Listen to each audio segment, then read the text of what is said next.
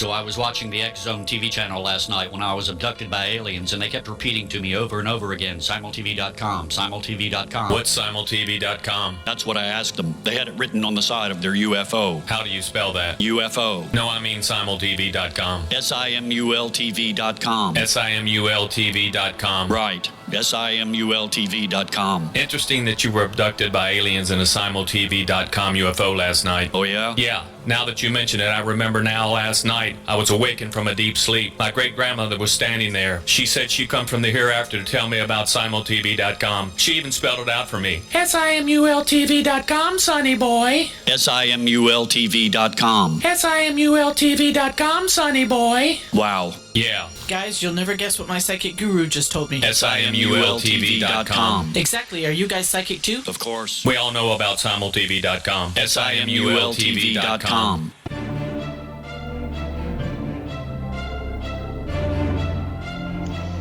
Welcome back to another edition of Cal's Corner radio show here in the X Zone Broadcast Network. My name is Kal Korff and I'm your host.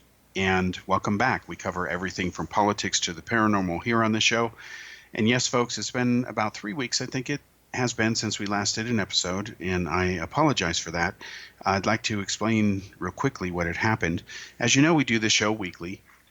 And unless I misunderstand the audience metrics, some of the data I get back from the network, and especially Rob McConnell, as far as I know, people listen mostly to the show, like most of shows like this, whenever they want to. In other words, the world has changed where you have something on TV and it is broadcast live, or it's a recorded show and it's broadcast. That doesn't mean people watch it at that time or listen to it. They listen to it at their convenience. Increasingly, they have recorders and so on. In the case of this show, it's on everything from iTunes to iHeartRadio. Therefore, it's available in a lot of different places. So people listen to it around the world and at their convenience, and God bless them for it. So we were not on the air for 3 weeks, as I recall. One was I got a cold. Yes, my first one in a long, long time, which is ironic since I was in a part of the world where this wasn't supposed to happen. I've been in a lot worse places and had not gotten sick. But anyway, it caught me. And then there was an unfortunate tragedy in Oregon, in Grants Pass, Oregon. There was an accident that involved and unfortunately killed some people that we knew, and one of whom was in the car when my brother was shot. So it was a bit of a personal issue. And although I did not know the individual personally, it happened just before Christmas, and the timing, of course, is never good for something like this, but it did happen. It was in the papers. And I got another description briefly today of what the accident was like. It was described as terrible. And there were 3 tragedies in there. The woman was in critical condition, and then the 2 men had died. And of course, they were young. And my heart goes out to especially the families. And my brother had found out about it the other day. And of course, I spoke to my mom about it. And everybody was on their way to celebrate Christmas. And then this happened. And it was another reason why I did not do the show. So I missed the chance to do a end-of-year show, which would have been my first after the 1 year of restarting the show with Rob McConnell when we first broadcast from Dubai, from the United Arab Emirates. That's a pretty good accomplishment, I think, for a Jew like me to broadcast from there. Just do it. But anyway, we did it. It was successful. We did a few broadcasts from there, actually. And all this time later, I wanted to do a year wrap-up. So let's consider this show to be the year wrap-up for 2018. I understand it's not 2018, but at the end of the show, I will kind of tease you and give you a preview of what you can expect in 2019, much sooner than later, and of course in the month of January, which of course we will cover on the show and elsewhere. Okay, so let's briefly recap the year as we go out through this show. We must remember that for Americans and for many people in the world, American President Donald Trump started the year with a State of the Union speech that even his most harshest critics had to admit and did admit was excellent. It was awesome. It was, wow, where was this kind of Donald Trump the entire time? This is what maybe theoretically people thought they might be electing but didn't really get, or maybe didn't believe or didn't understand or whatever. And Trump talked about, as he had said before, that he wanted to be the president for all people. And yes, when he wants to, he can sound very elegant uh, in front of the cameras. He is a master showman. He also can sound pretty bad and terrible and like an ass. Let's give him his credit that way too. He's all over the map. He is what he is. Yeah. So he starts this State of the Union speech, this incredible speech. It was one of the best ever given. And it was funny seeing the looks on the faces of people like Nancy Pelosi and all of his harshest critics because, they couldn't dare be seen in front of their base to applaud the good stuff because, Trump's saying good stuff. And, as long as it's Trump and not someone else, you just can't support that, right? It's kind of their equivalent of the nonsense that if you dared to criticize Barack Obama, you were suddenly a racist. Even if you had the same criticism against anybody else who wasn't black, that was different, No, it was just nonsense. It was a way to try to silence critics. So, Nancy Pelosi, she has this face tick issue and slurred speech and things like that she's been doing off and on for years. Ruined her opening speech as Speaker of the House today again. And we're back to this repeat dynamic a year after Trump gave that speech. It's a very different year coming up in 2019 here, and we'll get to that by the end of the show. But about a year ago, Trump gave hope for even his critics. Even CNN commended him, which was shocking. That, hey, maybe this can actually work out. And it didn't work out. In fact, it got worse. Now, who's to blame for this? Who's to blame for the fact that the United States and Europe and much of the world, at least politically where it concerns the United States and issues concerning Donald Trump, the future of America, you name some of the top issues. Are we pulling out of Syria? Yes or no? What about Iran, their nuclear program, etc.? All of these things that are on people's minds that are causing people to die. Massive shifts of wealth and redistribution, military buildups, alliances, you name it, a lot of activity going on, literal change geopolitically, socially around the world, even including balances of power. You have Russia in there, you've got China, of course, you've got us, you've got terrorism, you've got Israel, you've got the Palestinian problem, you name it, a lot of stuff going on. Then, of course, you've got now newly emboldened liberals a year later who made these gains because of the problems and the failures of 2018. In other words, you can, blame Trump for failing to do whatever, fine. He should be blamed for stuff that he failed on. However, Trump is not a king as much as he would like to be. There's a thing behind him that is called the Republican Party. And the Republican Party increasingly is out of touch with the will of the majority of the American people. Now, I've said this before because it's true. In fact, I've never been a Republican. While I do agree with some of their ideas, I would like to consider them not so much as Republican ideas, because they certainly didn't invent them, but how about the right ideas? I think that's the best concept. Who cares what political party came up with whatever concept? So if you look at how most people think, most people I know certainly, and I think this is more or less across the board, more so than not. It certainly is reflected in the opinion survey polls of Americans and Canadians, Westerners, many Europeans. You see that most people identify with the ideology of the Democrats. And you say, well, wait a minute, how is that possible since Hillary didn't win and nobody really likes Nancy Pelosi except Nancy Pelosi and her, cronies? How could that be? Well, see, they distinguish between the ideas of the Democrats and, characters like Nancy Pelosi, just like you would distinguish, I hope, between someone like Hillary Clinton and the rest of the female population of the world. I at least hope you do. Yeah, they have things in common, but Hillary's Hillary, for better, for worse. So if you look at the ideology that they want to grow the middle class, that they want companies to pay their fair share, they want to protect the environment, they want to go ahead and have not a overzealous national defense, but a reasonable one. Now, I agree that we should have the right defense. They want now free education. They want free health care. They were not that way before. Don't let them con you into thinking they were. It's their fault that Obamacare exists and that it's so screwed up, independent of the damage that Trump has done and the Republicans to undermine it.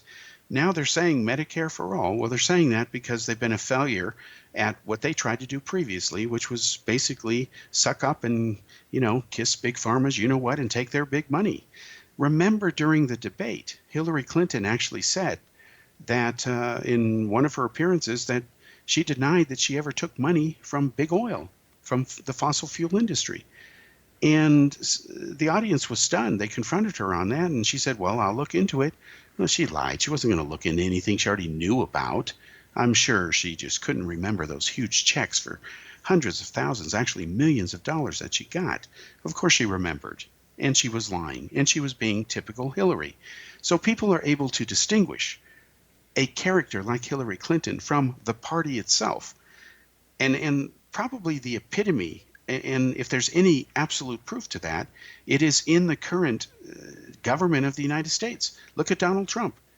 He is the head of the Republican Party, but he's not really a Republican. He was an outsider. They didn't want him, but he beat all of the other clowns by a margin of 2-1. Ted Cruz was the best they could do, and don't get me started about Ted, and he was lost by a margin of about 2-1. So Trump, an outsider, running as an outsider, beholden to nobody, beholden to no special interests, blah, blah, blah. He wins. He says stuff that resonates with just enough Americans, including Democrats and people who did support Obama but didn't want to see Hillary in the White House. So they held their nose and voted for Trump, or maybe they enthusiastically voted for Trump. But then Trump gives this big speech full of lofty words. I encourage you to look at it on YouTube, his first State of the Union address. It was a beauty. It was a home run. He was lauded for it. And then what does he do? He just turns around and does exactly the opposite. In fact, not only does he do the opposite, he makes a point to outright crap on it. Let's be honest. And I'd use a much stronger word if this were not a family show. Let's just put it that way. All right. So now you've got Trump, who has made this speech. He already, within probably 10 days at the most, let's be generous, certainly within the following 30 days, he is undermining and doing everything exactly the opposite. He is confrontational. He continues to lie. He sets new records on the lies. I think we'll be back after this break.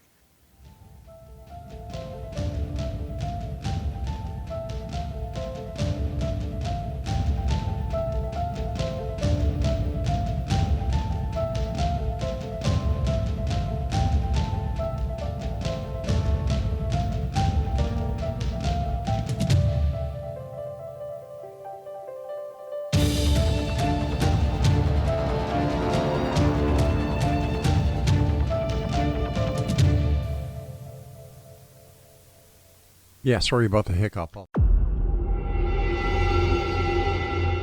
Whether you're a skeptic or a believer, join me, Rob McConnell, as together we'll investigate the world of the paranormal and the science of parapsychology here on the X-Zone Radio TV show on XZBN and the X-Zone TV channel on Simul TV.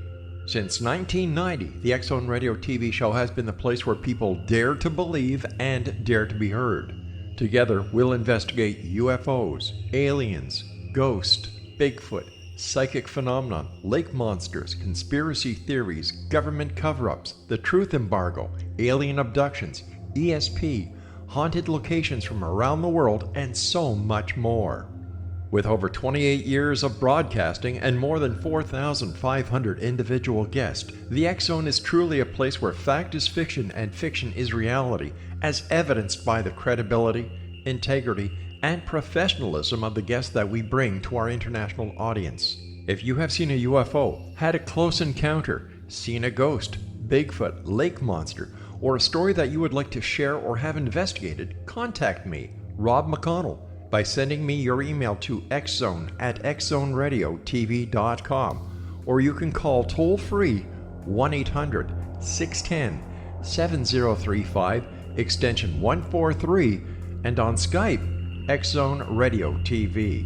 For more information on the X-Zone Radio TV show with yours truly, Rob McConnell, visit www.xzoneradiotv.com or www.xzonetvchannel.com or simultv.com and xzbn.net. Until next we meet here in the X-Zone from our broadcast center and studios in Hamilton, Ontario, Canada, always remember, X-Zone Nation, keep your eyes to the sky and your heart in the light.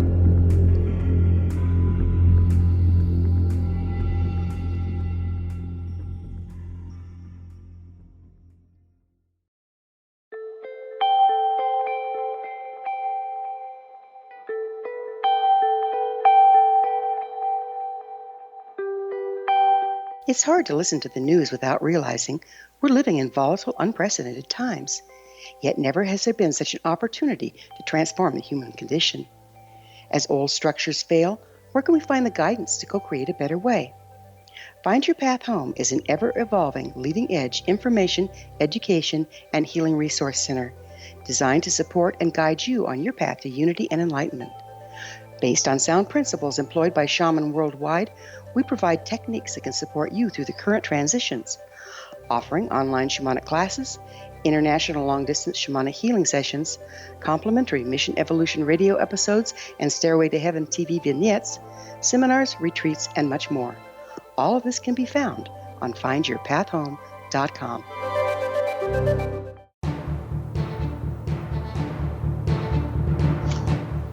Welcome back to the second segment here on Kal's Corner radio show here on the X Zone Broadcast Network. My name is Kal Korff and I'm your host, and Rob McConnell is the executive producer. Folks, as you know, every episode we cover everything from politics to the paranormal. This episode, we're reviewing last year, 2018. It is basically the end of the year show, a brief review, and then towards the end of this episode, we'll talk about some of the stuff that is absolutely coming out very shortly in 2019. Now, as we were saying before the first break, the Washington Post has chronicled thousands of thousands, literally, I think it's over 4,000, maybe 6,000. I've lost count. I've kept track, and I've stopped keeping track myself of the number of lies that Donald Trump has told since he's been president. They range from very small ones to just outright fabrications to things that you don't even know where he got it from, like when he claimed that Obama has a big wall around his house. I guess he never saw Obama's house because he doesn't. It's obvious in the photograph that he doesn't. But anyway, remember, this is the president of the United States. So now Trump is undoing what he has promised to do. He has become his own worst enemy again. He's going off on Twitter. Things with North Korea are not panning out like he had promised. In fact, he oversold what was really accomplished. Yes, there were some good things with North Korea. It seems like overall tensions have, been lowered. There's been some military checkpoints that have been removed. There's been landmines removed. There's been some border stuff that has been removed as well. There's been some sites that have been destroyed. But we don't really know going forward what's going to happen. Apparently, according to the North Koreans, a non-starter is to force them to give up their nuclear weapons. So what is the West going to do? What is Trump going to do? They're already a nuclear power, and we can, go ahead and thank Bill Clinton for that. He didn't do anything serious to keep his end of the agreement by giving North Korea the fuel oil that he had promised. He didn't keep that promise. They, of course, were looking for an excuse to break their promise not to develop nuclear weapons. They did when George Bush was president. So both Obama, who did largely nothing, North Korea became its most powerful during Obama's regime, 8 years in power. And then, of course, Trump, who inherited this mess, and in my opinion is over his head where it concerns dealing with North Korea. Because let's be honest, you have to be a pretty clever guy to have the kind of job that the dictator of North Korea holds. You wouldn't be alive today to enjoy whatever it is you do if you weren't at least smarter or more ruthless than your enemies. And Donald Trump, of course, is not a natural-born politician. He doesn't appreciate the fine nuances of politics. It is obvious in the way that he has handled things so far in his exposure with the West and interactions with them that the North Korean leader is actually pretty bright and a pretty smooth operator despite being a ruthless killer. And then, of course, there's China back there pulling the ultimate strings and calling the shots. And, of course, they're making sure that North Korea doesn't do anything that China doesn't want it to do. So you basically get one, you have the other. You cannot at this point in time separate them unless North Korea were to stop one day being communist, and of course China is not going to allow that, and that's the bottom line. And these are the types of reality checks or things that ultimately have to be accounted for. And in the ultimate peace settlement, that ends the war officially, the Korean War between the two Koreas, and does pave the way for any theoretical peace. You have to address the real politic of this, and that is that, North Korea, whether you like it or not, is largely China, communist China's sock puppet. And of course, it's a very good theater for them to operate in, that and Pakistan, which is what they do. And now, of course, in Africa, China is about to seize a port in Kenya because, of course, the money they loan the Kenyans just can't pay it back. Of course, they knew they couldn't pay it back when they took the money. They just took the money in corruption and, ran and bought whatever and opened up whatever Swiss bank accounts. But now China is going to go ahead and leverage the terms of the loan because they're not getting their money, and they'll just take this port, and it just happens to be strategic, geostrategic. And of course, it was all a deliberate long march type plan from the beginning, and this is what China has been doing. And this is where what Trump said in 2018 was both revealing and important. You must remember that we were sold the idea initially that things were going to be different with China and Trump, that, Trump would respect China, but be tough. He would impose sanctions against them, including trade tariffs. He would act tough across the board. He wanted to level the field. He wanted to fix the trade imbalance. And of course, China's leader, when he was sworn in as effectively leader for life over there, where the Constitution was rewritten, permitting him to do this, the equivalent of being a living god, essentially, but only in communist terminology, he set forth in his speeches, and I remember covering this as a journalist in India, that he did not view the future of China and democracy as the future way of the world. In fact, he felt that the better ways was to do it through a totalitarian capitalistic society, which is what China has become today. In fact, they are the world's largest and most powerful totalitarian capitalistic society. And we'll come back to that in a moment. Now, what is important is that here you have the American president who inherits the mess called China. And he has talked tough to get the office in the White House. He said harsh words against China, yet he has gone over there. He has met with this leadership. He has been wined and dined. He's been taken to the Forbidden City. Ooh, wow. And then he suddenly speaks glowingly of the leader. And then they're back to fighting economically, and now you have a mess on both sides. Now, the economy in China has started to suffer. It's been suffering ever since Trump started in earnest passing sanctions. And there were two key reasons for that. One was nobody knew what the effects of these were going to be. And markets don't like uncertainty. They know markets in general are uncertain by their very dynamic. But at least they try to understand or get a handle on what they think are trends or what they think they can count on, at least for the foreseeable future, whether that be, tomorrow, the next month, next quarter, whatever. In this case, they don't know. They just know that this is going to last a while, that both sides are not blinking because both sides have their chest puffed up, that if the leader of communist China were to blink, it could cost him his post.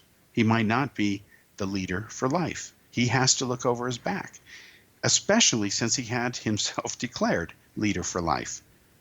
Now you have Trump, who is in over his head internationally anyway. One can never say, even his staunchest defender will never say, that Trump has ever understood international politics from the standpoint that that was always his strength. No, it has not been.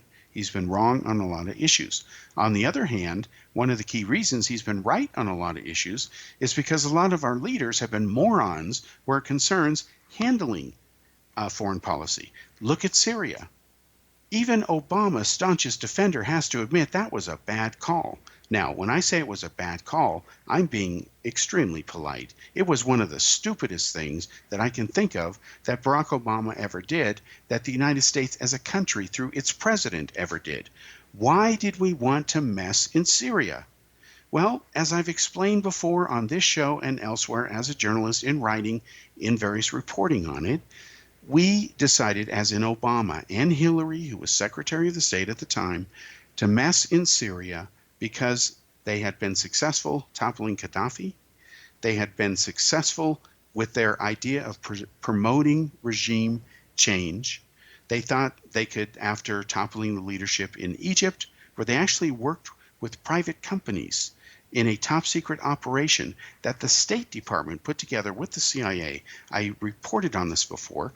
They actually worked with Pepsi-Cola and Google to use social media and Facebook to stir up unrest in Cairo, Egypt, to oust Hosni Mubarak, who was America's most staunchest ally in the Middle East. And of course, Obama didn't like him. He didn't like him because he didn't like what Mubarak told Obama, and I've reported on this. He basically told Obama, you're out of your league over here. You don't know what you're doing. You're going on this essentially apology tour, and basically you're going to get your you-know-what handed to you, and how dare you lecture me on how to conduct my affairs in this part of the world when you don't even know what you're talking about. And that's essentially what the two had in an exchange of words between them as far as the bottom line message. And then, of course, Obama comes back to the United States. It's not a coincidence that he then ordered the operation to remove Mubarak because he took it personally. Obama's whatever was offended, in today's vernacular, I guess, people attacked what? The size of Trump's hands. They're still doing that today, just ask the Democratic Party. But only this was a lot more serious. This was getting rid of an ally. And who and what did Obama want to replace our ally with? And our ally wasn't a saint. He was a ruthless dictator. Let's be honest. Well, gee, how about the Muslim Brotherhood? That's a great idea. So guess what, folks? The Muslim Brotherhood ends up ruling Egypt.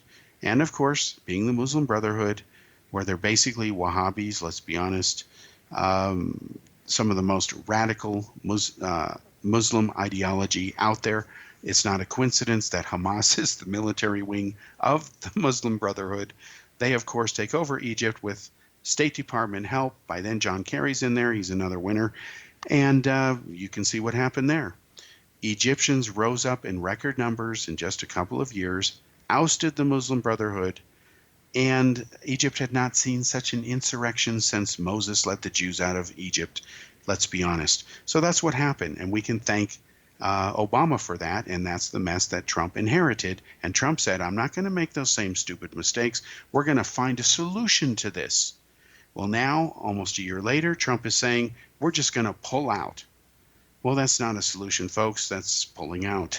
And we did that before. And while it was right to pull out in other past conflicts that we had no business in, like Vietnam, hello, in this case, just like Vietnam, yes, we should pull out.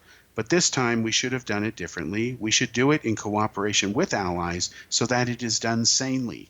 But right now there's no evidence that that's going to be the case. And we'll discuss that after this commercial break.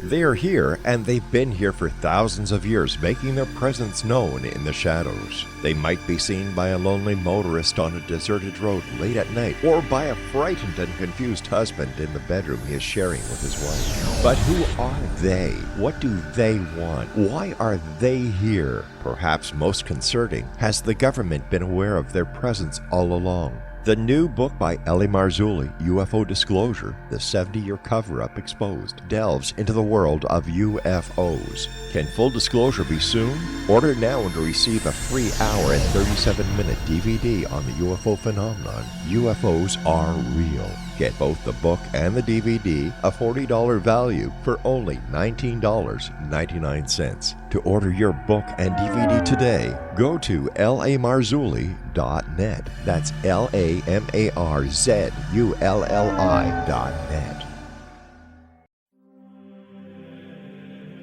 Rob McConnell here, presenting an overview for Nicholas Paul Jennings, author of a fascinating book, Amen. It presents facts revealed by Egyptologists, facts that enable us to understand why Amen is the beginning of creation of God. It provides recommendations for religious leaders of the major religions to unify their beliefs and teach the Word of God. Love one another. Amen informs people how mankind conceived God.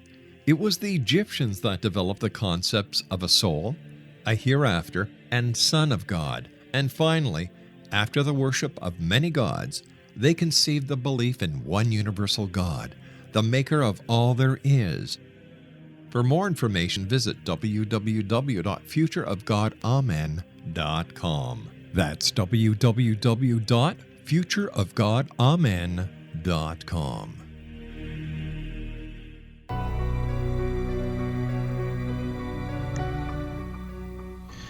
Welcome to the third segment here on Cal's Corner Radio Show here on the X-Zone Broadcast Network. My name is Kal Korff, and I'm your host, and the executive producer of the show, once again, is the one and only Rob McConnell.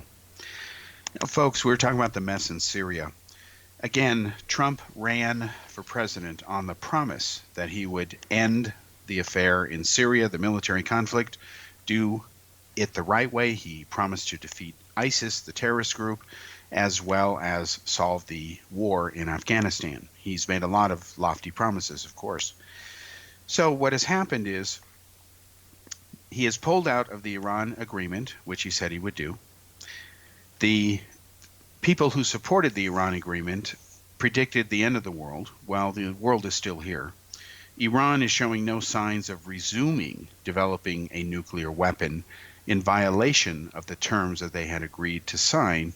On the other hand, as I've reported, because it's true, and again, I've covered this from day one, the articles are out there as a matter of record, because the terms of the agreement did not allow all sites to be inspected, the claim that Iran is not cheating on the agreement cannot be made faithfully, meaning it's not a claim that can be made with 100% accuracy.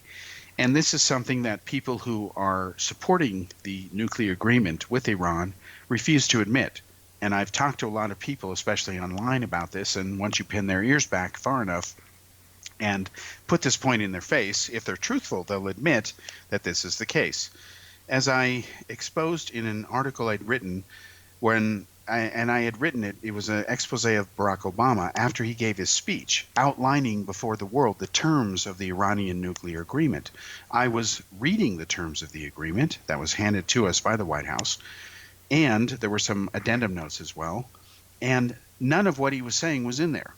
And what I wrote about in the article were the following points. Obama said that this was the toughest series of inspections that had ever been imposed on anybody regarding nuclear weapons verifications. That's not true. The weapons inspections that were unleashed against Saddam Hussein were much more severe. Against Muammar Gaddafi in Libya, they were even stronger because Gaddafi gave up everything voluntarily. That's about as strong as it gets. And he did that after Bush invaded Iraq, because his sons had told him, look, if you don't think Bush is not serious, you're not all there upstairs in your head.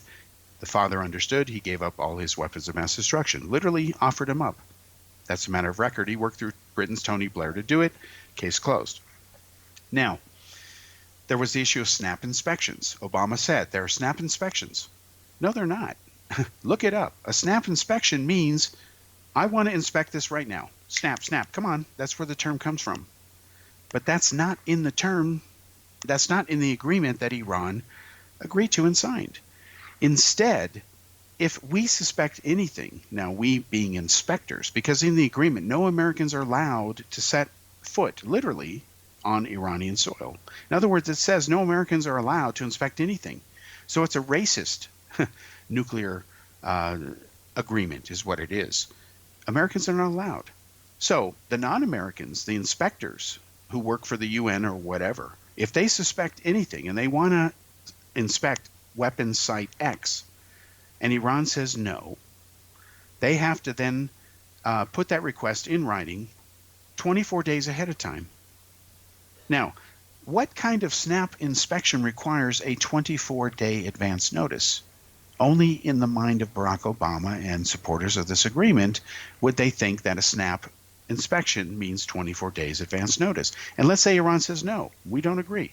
Well, then it goes before a committee of at least 8 different parties at the UN, and they're supposed to agree, at least 4 of them, that Iran is in the wrong and say, shame on you, you have to let us inspect it, or else, and if Iran says, or else what, we're just not going to do it, we're just going to walk away, the agreement says they can do that, no penalty, no harm, no foul.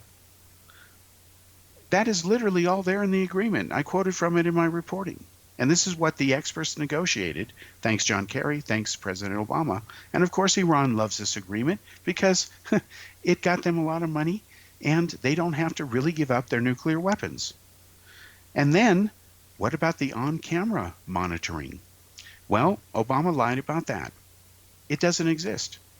The actual cameras that are watching these facilities are not transmitting a live image. Instead, they record an image to a disk. That disk is then given to inspectors who then look at it and say, well, I don't see any evidence of anything going on. Okay, fine, whatever. And they note no evidence of cheating. But they don't write because we're not in a position to really confirm that we don't know there's really cheating going on. We can't really say for sure that there's no cheating going on. They don't even go there. So when I was in Europe, about a little more than a year ago this time, I went ahead and hunted down a simple question, and I ended up writing an article about it.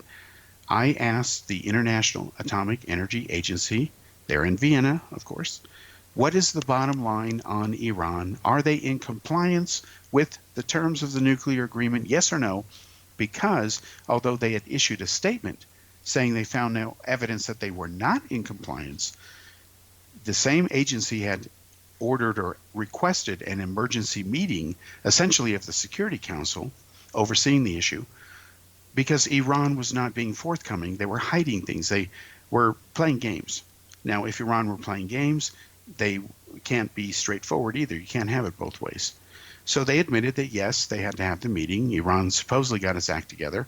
But what they did admit, which is what I reported in the articles, which is that they're not in a position to say with certainty, they're just not, that Iran has been in compliance. They can say we haven't found any evidence of cheating, but you have to, again, put an asterisk there and read the fine print, because we're not in a position to say that we can prove this. We suspect it, but we don't know. And that's the bottom line. And Trump is saying this agreement is worthless because at the end of the day, they don't give up their weapons. They don't give up their ability to make weapons. And he's right about that. Obama and Kerry liked to talk about the number of centrifuges that Iran would be allowed to keep would be reduced. And that's a good thing, except once again, the political doublespeak comes in, the fine print. Obama was a master at this. Iran, yes, they had to give up more of their centrifuges, but they got to replace them with ones that were more efficient, that could produce up to 10 times the enriched uranium with fewer centrifuges. So imagine if you had a Model A car that you're traveling around in, and then all of a sudden you get to do the same traveling in a Porsche. What's going to get you faster to your destination? The Porsches, of course. So here's Iran lumbering along with their centrifuges over the years, which were started by hacked and donated pieces by Pakistan's Dr. Khan. Everybody knows it. Even I've reported on that. They start their program. They can only, make these centrifuges, go so fast. There's a lot of failure rates. Mossad gets in there with the Stuxnet viruses and, that they created with the American NSA. They sabotage Iran's network by sabotaging products made by the Philips Corporation. Dutch intelligence is in there. All this stuff is sabotaging Iran's nuclear effort while Obama's negotiating. He's starting stuff in Syria, hoping that the Syrian regime collapses that Bashar Assad has. That would weaken Iran while the nuclear negotiations are going on. That was the real reason, folks, that Obama was doing this. But instead of coming out and saying, hey, guess what? We're going to go in there and we're going to try to get rid of Bashar Assad by even sending weapons to former members of Al-Qaeda. As long as they swear in the Quran, they won't attack us, wink, wink. And what we're going to do is, as long as they target him, we're going to give them weapons. We're going to spend, a couple of $1 billion on this. And then, of course, some of those guys are going to just defect and take the weapons and use them against us. He knew all this was going to happen because anybody with an IQ of over 5 could figure this out. So instead, he announces that they're going to train these mercenaries. They had a safe haven on the other side of the Turkish border. There was the Free Syrian Alliance led by generals who had defected, who were working with the CIA to go march in there and oust Bashar Assad. Nothing even close to that happened. Instead, because he pulls out of Iraq, The Islamic State comes in there, takes over that country as well, because now they've got room to grow and expand. They become the greatest threat in the region, totally dwarf anything Obama is doing. Trump inherits that. He goes to war against ISIS by eliminating a lot of the restrictions, which were outright ridiculous, that Obama and the Democrats have put into place. And then now the Islamic State is, for all practical purposes, defeated.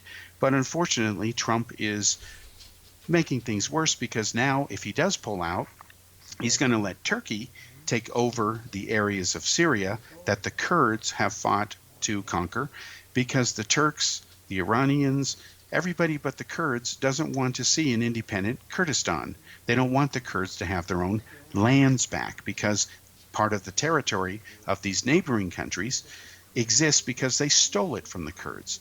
Modern-day Turkey is as large as it is because it invaded countries like Armenia and the lands of the Kurds and seized them through, outright invasion under the Ottoman Empire.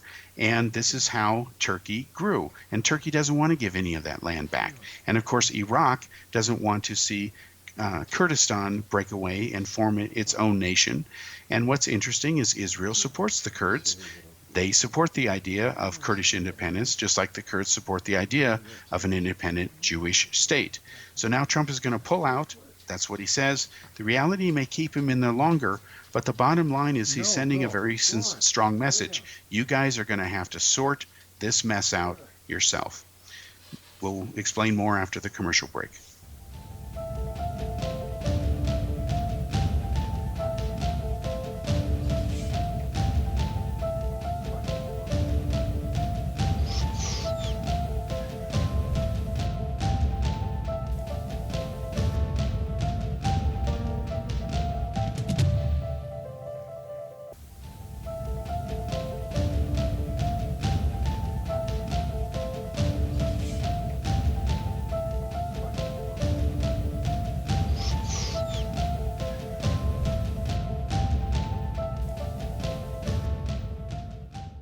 You have heard of the X Zone? Now watch it on Simul TV, plus 500 video games, live TV channels, free video on demand, worldwide, and more. Does this sound like tomorrow's television? Well, it is, but you can have it today, right now. It is Simul TV. Simul TV offers what the others only wish they could provide. 15 exclusive channels like X Zone, sci-fi, and horror. We are worldwide. No other provider offers that.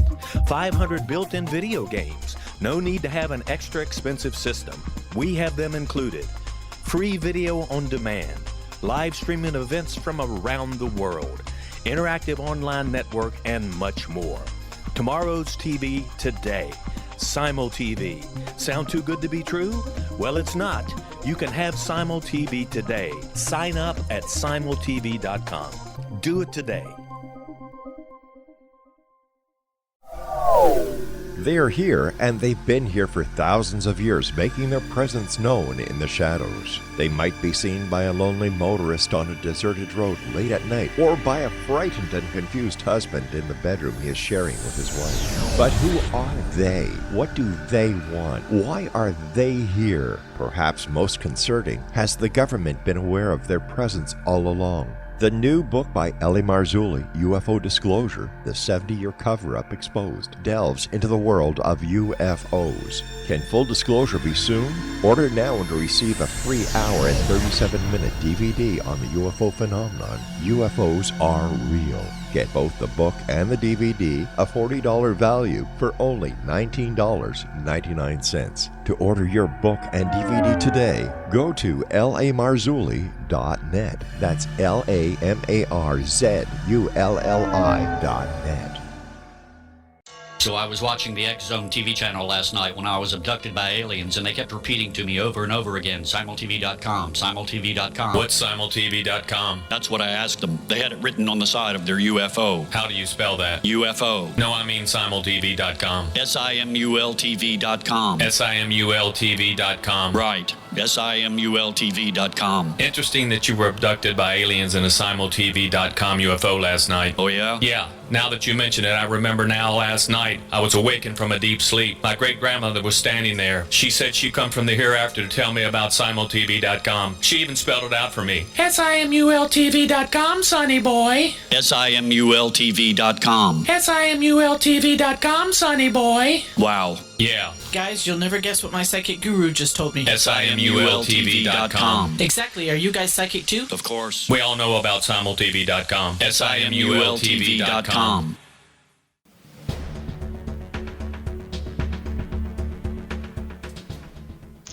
Welcome back to the fourth and final segment here on Cal's Corner Radio Show here on the X-Zone Broadcast Network.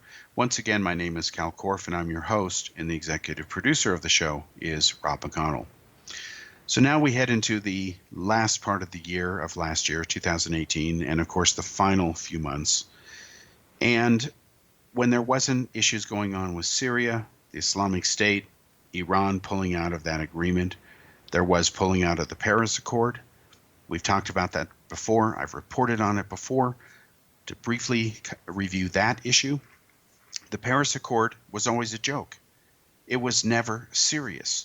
Because even if every nation that signed that document, and they bent over backwards to do it and get their photo ops and waste taxpayer money so they could claim their 15 minutes of fame, all the terms of that agreement, according to the very same UN panel for climate change, said it didn't go far enough.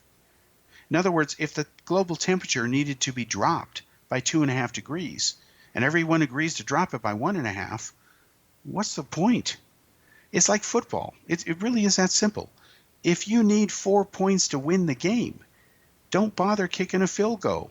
You're only going to get 3. Duh.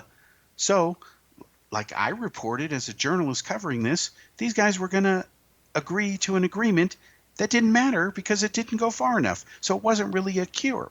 It was just to say, hey, we did something. Make ourselves feel good.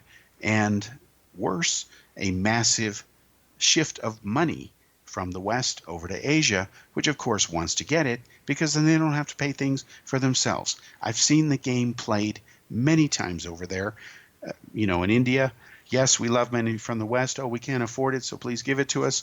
Yeah, you can if you just, stop the black money stuff in your economy, which of course, not coincidentally, Russia, China, and India are the top 3 corrupt countries in the world. You can look it up. India being the most corrupt democracy, of course. All right, so then you have this going on. You've got a trade war with China. You've got Iran. You've got the issue with Taiwan. You've got the climate change issue where Trump is just not going to, he doesn't think climate change is a serious issue. Okay, fine. It is a serious issue. But of course, the global fight against it has not been serious. And of course, the alarmist proclamations about it by Al Gore have been way over the top. They have been exaggerations. They've been lies at times. Again, I've written a book exposing them, just like I wrote a book exposing Hillary Clinton's lies as well. And then you had the resurgence of the Democratic Party, right?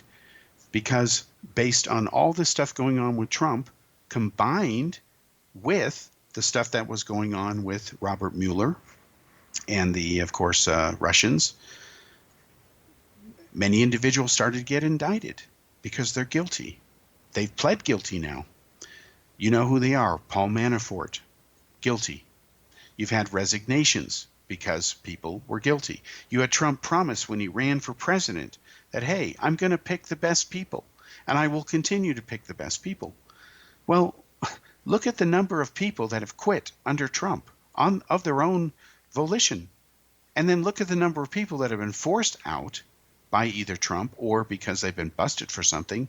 And then look at the number of people who had to resign because they're guilty of doing something. It's been all over the map. And then look at some of the people he has appointed to some of the positions, like the Secretary of Education. Her only qualification seems to be that she's given some $250 million to the Republican Party over the years. She's married to the founder of Amway, apparently. Good for her. She's a hardcore Democrat, but she has no experience in education at all, and she's head of education. I just don't think that's a good example of picking the best people. And Trump continues to defend blindly, stupidly, to his own discredit, many of the people he appoints and later fires and calls them all kinds of names on Twitter. Well, if you are picking the best people, then why do they last so little time? Why do you continue to break your own records for turnover? Why are about 25% of the jobs still open 2 years later? And at this rate, you just won't fill them by the time you end your first term, if you get a second term. And then, of course, you have the Democrats claiming, oh, here comes a blue wave. Well, it wasn't a blue wave. It was kind of a blue bump. And, you know, when you have 435 seats up for Congress, all of them are up to be turned over, of course you're going to make some gains. It happens historically every 2 years. It's called the midterm turnover. It's so common, that's why they have a term for it. So what did the Democrats get? Well, they retook Congress. Big deal. They can do all they want, and they're going to do whatever they want. They've already announced some of the things they're going to do. And, of course, they're going to go after Trump. They're going to launch at least 17 investigations, apparently, if they're not just talking smack. Who knows with them? But then you have the Senate. The Senate can block anything they do. And as long as the other party, the Republicans in this case, controls the Senate, and Trump, of course, has veto power, and there's no way they're going to get a 2/3 majority to override him probably on any issue, unless it was a pay raise for themselves. It's just not going to happen. So we have what is called divided government. And there are people who think this is an improvement. They're happy with the election results. And I argue that they're happy with them because they haven't thought the whole thing through. This isn't a one-step dance. This is a marathon for at least your life and that of your kids. Whatever election decisions you make today or don't make not only impact you up till the next election, but theoretically for the rest of your life and maybe even your kids. And so now Trump bragged about this economy. Obama said, wait a minute, that was my economy. Just like, you know, I deserve credit for this. Well, there was stuff that Trump did which wasn't relevant to Obama. Obama had nothing to do with it, like the tax cuts, the so-called tax cuts for everybody. They weren't. It was a lie, and now it's come back to haunt them. Economically, things are turning for the worse now. Look at what's happened with Apple. It's not as simple as just China. These companies bought back a lot of their own stock. That was good for them and their investors, but not necessarily the best thing for the economy. And now smartphone sales are flatlining because over half the planet has them. And until they're all 5G, which is the next big upgrade, the next couple of upgrades are just baby steps, let's be blunt. And I'm a big Apple fan, everybody knows that, but even my iPhone isn't the latest one. I use whatever I think needs to work. So you combine all of this stuff going on with the continuing shrinkage of the middle class, with wages not keeping up with inflation, with rent going up to where you have mass migration occurring on the west coast of the U.S. California is losing more people now than it's gaining. New York, it's happening. It is now also happening up in the Pacific Northwest. It's happening in the state of Washington. It's just beginning. And now you have states like Vermont. They announced that they're going to pay you $10,000 if you want to move to Vermont and telecommute from there. They got it. They're taking applications for that money. This is the kind of stuff that's going on. And now, in the way that this political election has come out with divided government, look at what's happened with Amazon. They're opening a second super mega headquarters in Queens, in New York. And their new representative is the freshman senator, Congresswoman, the youngest person ever to be elected to Congress, Ocasio-Cortez. She is their representative. And she hates capitalism. She's a socialist, practically a communist, if I understand her ramblings correctly. And, of course, she's not a fan of Amazon. And Amazon moving into her hood is going to raise rents like you can't believe, because there's tens of thousands of people who are coming to the hood to work for the richest man in the world, who this week is Jeff Bezos. So this is what's going on. And Trump can say, well, this is just a blip in the road or whatever. The economy will straighten itself out. Not unless the fundamentals are fixed. And neither party has been fixing them. They've been gorging themselves and getting rich off of them. It's not a coincidence that the people enter Congress or government at one level and come out rich. That's just not a coincidence. You have to work at that, and they do. But what's happening is the middle class is imploding. The rich are getting richer around the world. The divide is getting greater. And this dynamic is not sustainable. And even if it was sustainable, it was never right. So I think that these problems are bigger than any single president to solve. They cannot be solved in a single term. You have to think many years down the road, and not everybody has the same interests or agenda. If you think that China really cares about the U.S. other than as a customer or something like that, you're wrong. The interests of Russia are very different from what is that of the EU or the United States or even South America. Do most Latin countries and their leaders really know what they want for their people? Is that really the case? Is there a single unified vision for Africa? No, there's not. Same in the Middle East. So we've got a long ways to go, and it's beyond Trump. And you can continue to blaming him for what's going on or making things worse, but it really is going to take a global effort to solve this stuff, because all of us have to be involved, and we have ways to communicate and unite and talk and make change. It's a question of whether we take advantage of this opportunity, doing the right things, or whether we choose to do nothing at all and worry about who dies in the latest episode of Game of Thrones. The choice is ours, and hopefully we won't make the wrong choices. We'll see going forward whether that's true.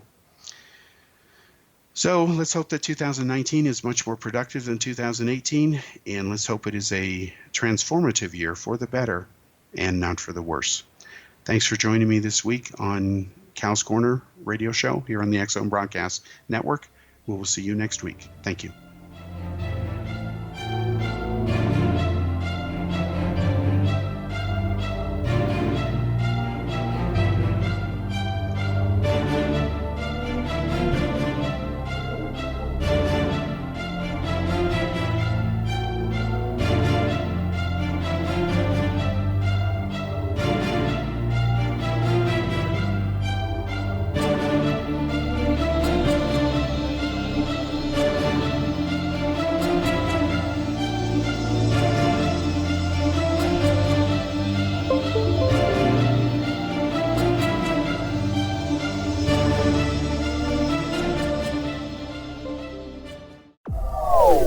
They are here, and they've been here for thousands of years, making their presence known in the shadows. They might be seen by a lonely motorist on a deserted road late at night, or by a frightened and confused husband in the bedroom he is sharing with his wife. But who are they? What do they want? Why are they here? Perhaps most concerning, has the government been aware of their presence all along? The new book by L.A. Marzulli, UFO Disclosure, the 70-year cover-up exposed, delves into the world of UFOs. Can full disclosure be soon? Order now and receive a free hour and 37-minute DVD on the UFO phenomenon. UFOs are real. Get both the book and the DVD, a $40 value, for only $19.99. To order your book and DVD today, go to lamarzulli.net. That's LAMARZULLI.net. If you are looking for a safe, zero-calorie natural option to the harmful artificial sweeteners on the market today, Just Like Sugar is what you're looking for. Just Like Sugar is a wonderful natural alternative for those health-conscious people who choose a calorie-restricted diet with a great, pure, sweet flavor that tastes just like sugar. Just Like Sugar is a great natural option for people suffering from diabetes and may be useful in restricted diet programs where standard sugars are not allowed and does not cause a laxative effect of some other sweeteners. Just Like Sugar comprises a perfect blend of chicory root fiber, natural calcium, natural vitamin C, and Just Like Sugar's sweetness comes from the natural flavors from the peel of the orange. Just Like Sugar is a natural alternative to harmful artificial sweeteners and will change the way that you believe all natural sweetener products taste. Just Like Sugar is available at your local Whole Foods markets, Wild Oats markets, Henry's, Sun Harvest, and many other fine natural food stores in the U.S., Canada, and worldwide. You have heard of the X Zone? Now watch it on Simul TV, plus 500 video games, live TV channels, free video on demand, worldwide, and more. Does this sound like tomorrow's television? Well, it is, but you can have it today, right now. It is Simul TV. Simul TV offers what the others only wish they could provide. 15 exclusive channels like X-Zone, Sci-Fi, and Horror. We are worldwide. No other provider offers that. 500 built-in video games. No need to have an extra expensive system. We have them included. Free video on demand. Live streaming events from around the world. Interactive online network, and much more. Tomorrow's TV today. Simul TV. Sound too good to be true? Well, it's not. You can have Simul TV today. Sign up at simultv.com. Do it today.